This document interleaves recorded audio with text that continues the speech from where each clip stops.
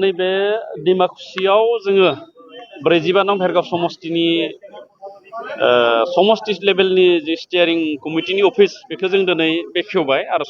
स्टियारिं कमिटिखौबो जोङो इतिमध्य दाना लानाय जाबाय आरो जोङो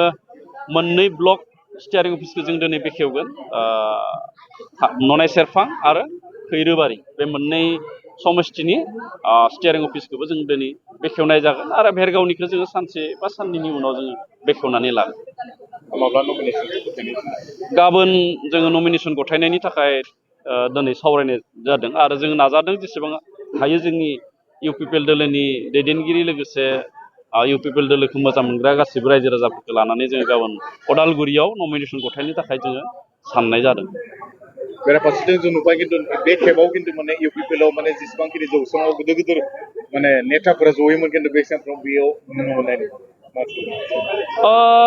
गोदोर गोदोर नेता होननायनिथ' खोथा गैया नेताजों बेसेबांखिनि भट फैयो फैया बेखौ जों नुदों खिन्थु रायजोआ जेराव दङ बे दोलोआनो जय जायो। थांनाय समफोराव जोङो गुबुन समष्टिनि खोथाखौ जों बुङा भेरगाव समष्टिनि खोथाखौ जों बुङोब्ला बिटिसि समष्टिनि बेवहाय जों गोदोर नेताजों भट देरहायाखै जोङो जोंनि ग्राउन्ड लेभेलनि बुथ लेभेलनि प्राइमारि लेभेलनि गामि लेभेलाव थानाय जि जोंनि इउपिपिएल दोलोनि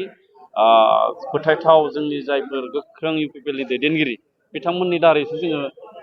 बिसायख'थिखौ देरहादों एबारावबो बेनो जागोन बिदिनो जागोन। माने नेरसोन बर'आ देरहानाया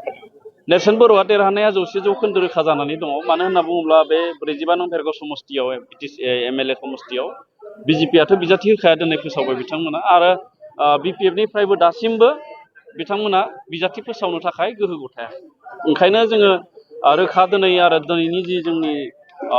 गासैबो प्राइमारिनि जि मावथि जोंहा 30से प्राइमारि दङ बे 30से प्राइमारिनि मावथिफोरनि नुजाथिनायानो फोरमायबाय जे फैबाय थानाय बिसायख'थियाव 45 नं बिधानसभा समष्टि भेरगावनिफ्राय नेरसोन बर' बिथाङा देरहानाया 100% रोखा।